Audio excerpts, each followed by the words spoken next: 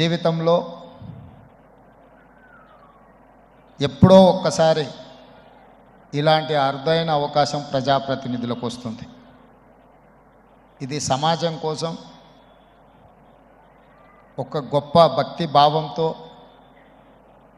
మన భవిష్యత్ తరాలకు ఉపయోగపడే విధంగా ఇంత గొప్ప మందిరాన్ని, ధ్యాన కేంద్రాన్ని నార్సింగ్ ప్రాంతంలో నిర్మించడం, ఈ ప్రారంభోత్సవ కార్యక్రమానికి నేను ముఖ్య అతిథులుగా రావడం ఈ జన్మ సుకృతం అని నేను భావిస్తున్నా.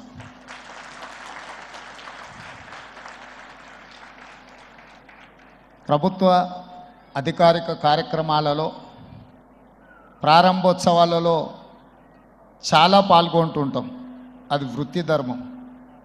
కానీ ఈరోజు ఈ కార్యక్రమంలో పాల్గొనడం ఇది ఒక ప్రవృత్తికి సంబంధించిన విషయం. సంపూర్ణంగా నేను నమ్మి విశ్వసించే హరే కృష్ణ సంస్థ ఆధ్వర్యంలో ఇంత గొప్ప కార్యక్రమాన్ని తీసుకుంటే స్థలదాతలు, నిర్మాణానికి దాతలు అందరూ కూడా ముందుకు వచ్చి ఇంత మంచి కార్యక్రమం తీసుకోవడం, వారందరినీ మనస్ఫూర్తిగా నేను ఈ వేదిక మీద నుంచి అభినందిస్తున్నా.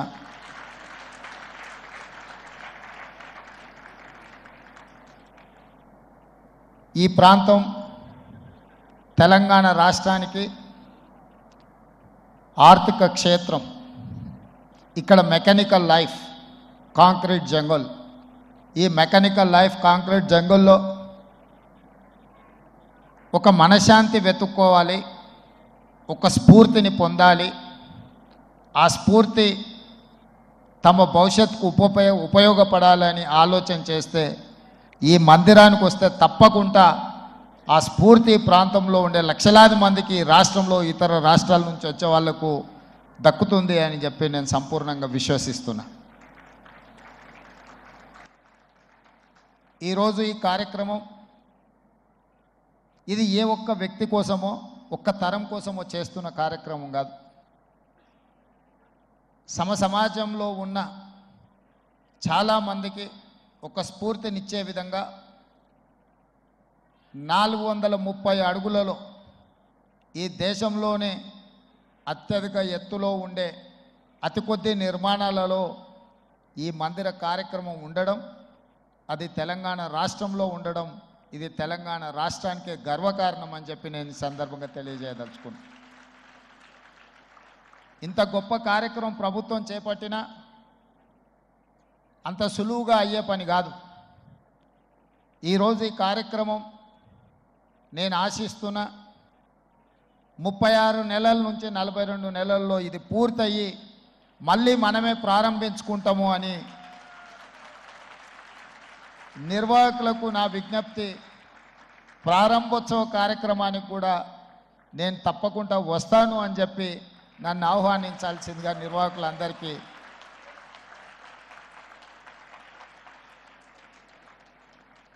ఎందుకంటే ఇంత గొప్ప అవకాశం, అరుదైన అవకాశం కొద్ది మందికే దక్కుతుంది. ఈ అవకాశం చరిత్రలో నిలుస్తుంది. ఇలాంటి అరుదైన అవకాశాన్ని వదులుకోకుండా ముందుకు వెళ్ళాలనేది నా ఆలోచన. వాస్తవంగా 23 తారీఖు రోజు ఉండే కార్యక్రమం, అనుకోని పరిస్థితుల్లో నేను ఢిల్లీ వెళ్ళాల్సి వచ్చింది. అయినా 20 తారీఖు రోజు మళ్ళీ నేనే ఈ కార్యక్రమానికి వచ్చే అదృష్టం కలిగింది అంటే ఇది నేను హాజరు అవ్వాలి అని ఆ దేవుడి సందేశం, ఆదేశం అని నేను భావిస్తున్నా. అదేవిధంగా మిత్రులు శ్రీధర్ బాబు గారు ఒక అంశాన్ని ప్రస్తావించారు. హైదరాబాద్ నగరం చుట్టూతో ఉన్న ఈ లేక్ ప్రొటెక్షన్, ఈ చెరువుల యొక్క సంరక్షణ. ఈ చెరువులు మన జీవనాధారం, మన సంస్కృతి. హైదరాబాద్ నగరంలో ప్రధానంగా 1908లో వచ్చిన వరదలు, ముఖ్యంగా 115 సంవత్సరాల క్రితం ఈ నగరం మీద వరదలు ఉప్పెనై కమ్మేసి వేలాది మంది ప్రాణాలను బలిగొన్నది. ఆనాటి పాలకుడు నిజాం సర్కార్ చెల్లించిపోయి వేలాది మంది ప్రాణాలు కోల్పోవడానికి కారణమైన ఈ వరదల్ని నియంత్రించాలి అని అంటే ఏమి చేయాలి అని ప్రపంచంలో ఉండే గొప్ప వ్యక్తులందరినీ సంప్రదించి మోక్షగుండం విశ్వేశ్వరయ్య గారిని, ప్రపంచానికే ఒక ఆర్కిటెక్ట్ అయిన మోక్షగుండం విశ్వేశ్వరయ్య గారిని నియమించడం జరిగింది. వారు పూర్తిగా ఈ ప్రాంతాన్ని, ఈ క్షేత్రాన్ని, ఈ భూమి యొక్క నైసర్గిక స్వరూపాన్ని అర్థం చేసుకొని వికారాబాద్ అడవుల నుంచి వచ్చే వరదలని నగరం మీద పోటెత్తకుండా ఉండడానికి ఉస్మాన్ సాగర్, హిమాయత్ సాగర్ని నిర్మించి ఫిరంగి కాలువ ద్వారా, మూసీ నదుల ద్వారా, ఈసా నదుల ద్వారా వచ్చే నీటిని నియంత్రించి ఆ నీళ్లను నగరానికి తాగునీటిగా మార్చి ఈ ప్రాంతంలో గొలుసుకట్టు చెరువులను నిర్మించి హైదరాబాదు హెరిటేజ్ సిటీనే కాదు, Hyderabad is a lake city అని చెప్పి నిజాం సర్కార్ 100 సంవత్సరాల ముందే ఒక అద్భుతమైన కట్టడాలను నిర్మించి మనకు అందించాడు. వారి వారసత్వంగా వచ్చిన ఈ కట్టడాలు మొన్న జరిగిన ఎండాకాలంలో తాగునీటి సమస్య వచ్చే కృష్ణా, గోదావరి ఎండిపోతే హైదరాబాదు నగరానికి దాహార్తి తీసింది గండిపేట, అంటే ఉస్మాన్ సాగర్, హిమాయత్ సాగర్ నుంచి ఈ నగరానికి తాగునీటిని వాడుకున్నామన్న సంగతి రాష్ట్ర ముఖ్యమంత్రి నేను చెప్పదలుచుకున్నా. ఈ ప్రజలకు కోట్లాది మంది దాహార్తిని తీర్చే ఈ యొక్క చెరువులను శ్రీమంతులుగా, గొప్ప వ్యక్తులుగా ఉన్న వాళ్ళు వాటి పక్కనే ఫామ్ హౌజుల పేరు నిర్మించుకొని వాళ్ళ డ్రైనేజ్ కాలువలు తీసుకెళ్ళి గండిపేటలో కలిపినారు. నేను ఇక్కడ వేదిక మీద ఉన్న పెద్దలతో పాటు ఇక్కడ వచ్చిన భక్తులను నేను ఒకటే మాట అడగదలుచుకున్నా. ఇవాళ వాళ్ళ విలాసవంతమైన జీవితం కోసం నిర్మించుకున్న ఫామ్ హౌజులలో నుంచి వచ్చే డ్రైనేజ్ గండిపేటలో హిమాయత్ సాగర్ తాగునీటిలో కలిపితే ఆ నీళ్లు హైదరాబాదు నగరానికి తాగడానికి సరఫరా చేస్తుంటే వాళ్ళు నిర్మించిన అక్రమ నిర్మాణాలను వదిలేస్తే ఇక నేను ప్రజాప్రతినిధిగా విఫలమైనట్ట కాదా మీరు ఒక్కసారి ఆలోచన చేయండి. అందుకే ఒత్తిడి వచ్చినా, మిత్రులకు ఫామ్ హౌజులు ఉన్నా ఏవీ వదలకుండా హైడ్రా అనే ఒక సంస్థను ఏర్పాటు చేసి తెలియకుంటేనే ప్రజాప్రతినిధులం కొన్ని మన దినచర్యల్లో భాగంగా కొన్ని తప్పిదాలు చేస్తుంటాం. తప్పులు తెలవకుంటేనే కొన్ని తప్పులు జరిగిపోతుంటాయి. మరి ఆ ఖాతాను సవరించుకోవడానికి, ఆ బ్యాలెన్స్ షీట్ను సవరించుకోవడానికి తెలిసి కొన్ని మంచి పనులు చేయాలని నేను ప్రగాఢంగా విశ్వసిస్తున్నా, నమ్ముతున్నా. ఆ తెలిసి చెయ్యాలనుకుంటున్న మంచి పనుల్లో భాగము ఈ చెరువులను చెరబట్టిన వాళ్ళ నుంచి విముక్తి కలిగించాలన్న ఏకైక లక్ష్యంతోనే ఈరోజు చెరువులను ఆక్రమించుకున్న వాళ్ళను ఎవరిని వదలకుండా ఉక్కు పాదంతో అణిచివేయాలన్న ఆలోచన, అందులో నిర్మాణాలను ఏ ఒత్తిడి వచ్చినా వెనక్కి తక్కకుండా తొలగించాలన్న ఆలోచనతోనే ఈరోజు ఈ చెరువులలో ఉన్న అక్రమ కట్టడాలను కూలగొడుతున్నాము.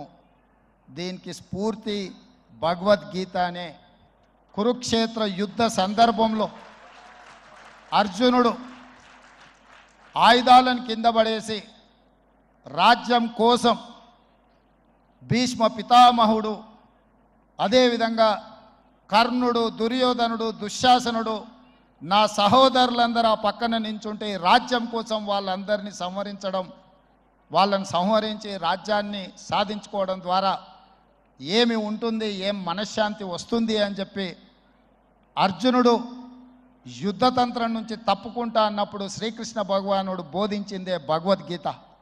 చంపేదెవరు, చంపించేదెవరు, లోక కళ్యాణం కోసం నీ బాధ్యతను నెరవేర్చాల్సిందే. ధర్మం బ్రతకాలి, అధర్మం ఓడాలి అంటే నువ్వు యుద్ధం చెయ్యాల్సిందే అనే యుద్ధ నీతిని ఆ రోజు అర్జునుడికి బోధించింది శ్రీకృష్ణ భగవానుడు. ఇవాళ ఆ శ్రీకృష్ణ భగవానుడి బోధనానుసారమే ఈరోజు ఈ చెరువులను కాపాడే కార్యక్రమాన్ని నేను తీసుకుంటున్నా. నాకు తెలుసు ఈ చెరువులలో నిర్మాణమైన విలాసవంతమైన ఫామ్ హౌజులు ప్రభుత్వాన్ని ప్రభావితం చేయగలిగిన స్థానాలలో ఉన్న చాలామంది వ్యక్తులు ఉన్నారు. ప్రత్యక్షంగా ప్రభుత్వంలో భాగస్వాములు అయి ఉండొచ్చు, లేకపోతే సమాజం మీద బాగా ప్రభావితం చేయగలిగిన వ్యక్తులు ఉండొచ్చు. కానీ వాటన్నిటినీ నేను పట్టించుకోదలుచుకోలే. ఇది భవిష్యత్ తరాలకు, ఇది రాజకీయాలకు సంబంధం లేదు. నేను స్పష్టంగా చెప్పదలుచుకున్నా. రాజకీయాల కోసమో లేకపోతే రాజకీయ నాయకులను కొంతమందిని దృష్టిలో పెట్టుకొని చేపడుతున్న కార్యక్రమం కాదు ఇది. భవిష్యత్ తరాలకు, మన పిల్లలకు, వాళ్ళ పిల్లలకు వారసత్వంగా మనం అందించే సంపద ఈ సరస్సులు, ఈ నదులు, లేకపోతే ఈ రోజున్న ఈ చెరువులు. ఈ ప్రకృతి సంపదను మనం విధ్వంసం చేస్తే ప్రకృతి మన మీద కక్ష కడుతుంది. ప్రకృతి మన మీద ప్రకోపిస్తే మనం చెన్నైలో చూసినాం, అదేవిధంగా ఉత్తరాఖండ్లో చూసినాం, నిన్నగాక మొన్న వాయనాడు, మనం కేరళలో చూసినాం. ఈరోజు ఇలాంటివన్నిటిని దృష్టిలో పెట్టుకున్నప్పుడు ఈ హైదరాబాదు నగరాన్ని రక్షించుకోవాల్సిన బాధ్యత మన అందరి మీద ఉన్నది. ఇది ఒక సుందరమైన నగరం. ఈ నగరానికి ఈ చెరువులే ఒక అందం. ఈ చెరువులను కాపాడే బాధ్యత ఈ ప్రభుత్వం తీసుకుంటుంది. ఎవరు ఏమనుకున్నా, ఎవరు ఏ ఒత్తిడి తెచ్చినా వాటన్నిటిని పక్కన పెట్టి చెరువులను ఆక్రమించుకున్న వాళ్ళ భరతం పడుతుంది ఈ ప్రభుత్వం అని చెప్పి నేను ఈ సందర్భంగా తెలియదలుచుకున్నా. ఆనాడు కురుక్షేత్రంలో ధర్మం వైపు శ్రీకృష్ణుడు, అర్జునుడు నిలబడ్డందుకే ఈరోజు ఆ ధర్మం అనేది కాపాడింది. వాళ్ళు ధర్మాన్ని కాపాడితే ధర్మం మనల్ని కాపాడింది. ఈరోజు మనం చేస్తున్న పని కూడా అలాంటిదే. మీ అందరి సహకారం ఉండాలి. అదేవిధంగా నిర్వాహకులకు ఈరోజు విద్యకు సంబంధించి లక్షలాది మంది నిరుపేద విద్యార్థులు, ఎస్సీ, ఎస్టీ, బీసీ, మైనారిటీ, ఆర్థికంగా వెనుకబడిన వాళ్ళు ప్రభుత్వ పాఠశాలల్లో చదువుకుంటున్నారు. వాళ్ళకు సరైన భోజనం, పోషకాహారం మేము అందించే దాంట్లో కొంత అటు ఇటుగా ఉండడం వల్ల హరే కృష్ణ ఫౌండేషన్, అక్షయ పాత్ర ద్వారా వాళ్ళకు ఒక నాణ్యమైన భోజనాన్ని అందించడానికి అవసరమైన సహకారాన్ని ప్రభుత్వంతో కూడి ఒక కలిసి అక్షయ పాత్ర ద్వారా, ఈ హరే కృష్ణ పెద్దల ద్వారా ఈ రాష్ట్రంలో ఉండే లక్షలాది మంది విద్యార్థులకు ఒక మంచి పౌష్టికమైన భోజనాన్ని అందించాలన్న ఆలోచనతో వారి సహకారం అడిగినాం.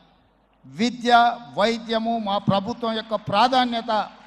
ఇవాళ గ్రామీణ ప్రాంతాల నుంచి వైద్యం కోసం హైదరాబాదులో ఉస్మానియా, గాంధీ, నిజాం, అదేవిధంగా క్యాన్సర్ హాస్పిటల్స్కి సుదూర ప్రాంతాల నుంచి పేదవాళ్ళు వస్తున్నారు.